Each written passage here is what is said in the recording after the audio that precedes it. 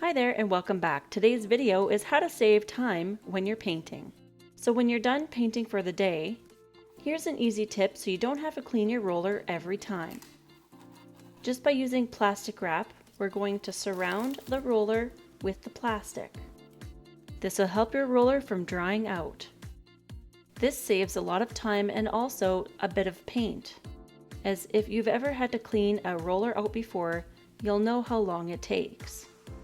And it's quite amazing to see how much paint you actually squeeze out of the roller every time. So doing this quick wrap job on your roller does save quite a bit of time. So once you have the roller wrapped in saran wrap, then it's time to bag it.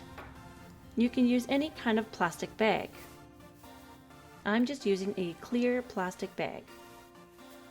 Place your roller in the bag and wrap it around the roller.